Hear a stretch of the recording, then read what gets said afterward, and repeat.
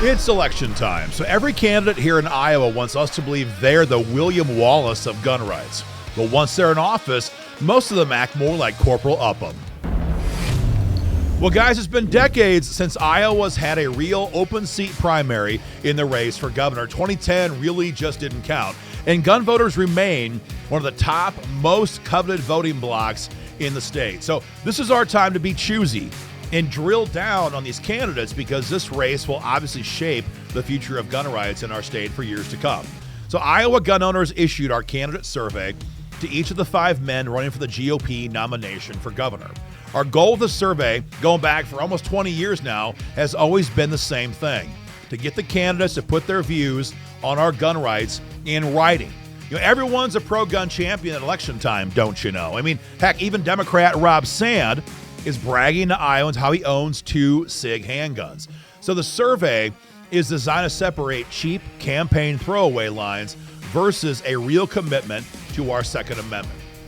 Now that our survey deadline has come and gone, we have some good news and some bad news to report. First, the good news.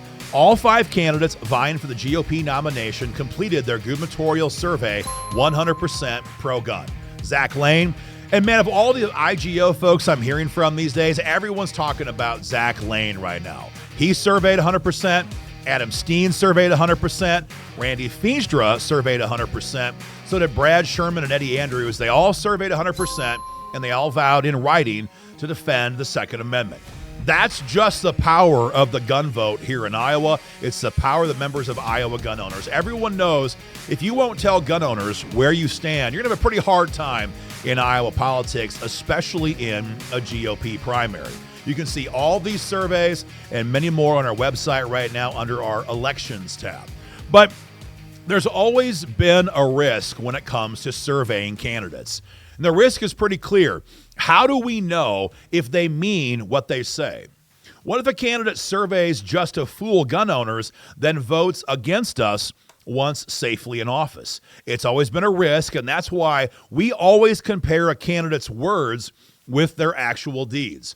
And that brings us to Randy Feenstra and the bad news. Now, like I said, Randy Feenstra surveyed 100%, and we're always happy to acknowledge a pro-gun survey. Randy promised to be a fighter, promised to lead in the fight for gun rights. But does that add up with what Randy has done in Congress for the last 6 years? And the answer, very simply, is no, it does not. Well, the gun rights battle in D.C. has been raging for years, including 4 years under Joe Biden. Randy Feenstra sat in the sidelines and has done virtually nothing.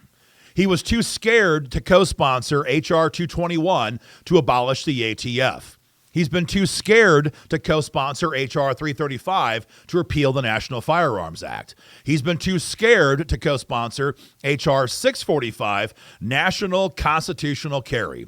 He's been too scared to co-sponsor H.R. 2039 to prevent the feds from using disaster declarations to impose federal gun control on us. Now, there are some congressional districts where it's harder for someone to be more vocally pro-gun than others. That's just a reality.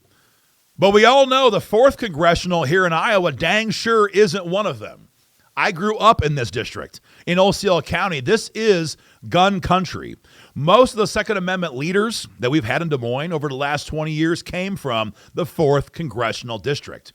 Randy Feenstra should be the one leading the fight for gun rights, but he's choked again and again and again. In fact, Randy did a lot worse than just choke. He flat out betrayed us. In 2021, when Joe Biden's attack on our gun rights was at its peak, follow me on this, Randy Feenstra voted with the Democrats to red flag members of our military, to have their guns confiscated and, of course, their careers destroyed because someone said they were dangerous. No charges, no conviction, just boom. Someone attacks your reputation, says you're dangerous, and boom, your guns are gone.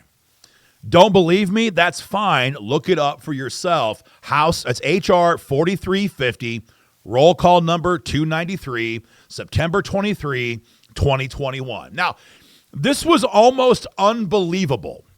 After all, if you remember, Steve King called Randy Feenstra Red Flag Randy during their primary 6 years ago because the PACs who were promoting Feenstra wanted to pass a national red flag law.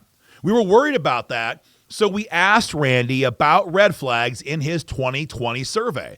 Randy pledged in writing to oppose any form of red flag laws. You can see it right here for yourself. This is our survey that Randy signed 6 years ago, right about now.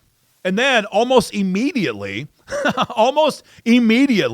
Feenstra betrays that promise and votes to red flag our military.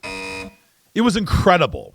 Now, thankfully, House leaders removed that language due to outrage from gun owners, and Randy called and tried to apologize to me for his vote, but it was too late. The damage had already been done. 9 months into his first term in Congress, Randy Feenstra made it clear his written promises didn't mean a damn thing. But honestly, Randy's weakness didn't begin in Congress. Randy's first session here in Des Moines marked the first year of Iowa gun owners. And I worked alongside of Feenstra in the Senate here in Des Moines for over a decade. And every time I would ask Randy to sponsor a gun bill, constitutional carry, stand your ground law, whatever it was, he'd freeze up and he'd say, I've got too much on my plate this year. And he'd never do it. So yeah, he would co-sponsor bills, but that was the whole point. Randy Feenstra never led in the fight for gun rights, even though he represented one of the most Republican-heavy Senate seats in all of Iowa. No, instead, other men had to do the heavy lifting. One of those, for example, was Senator Rick Bertrand from Sioux City. Now, this was and remains a true swing seat. Despite that, Bertrand carried stand your ground law for Iowans for years, securing its passage finally in 2017. For that, Barack Obama personally endorsed against Bertrand in his bid for re-election in 2018, and the gun control organization spent $250,000 attacking Bertrand, and Bertrand lost his seat over this because people like Feenstra in safe districts were too afraid to carry the tough bills. So, unfortunately, this is the story of Randy Feenstra. He wants us to believe he's suddenly a fighter. But after almost 20 years in office, we already know exactly who Randy Feenstra is. And when the fight for the Second Amendment got hard, he folded every single time.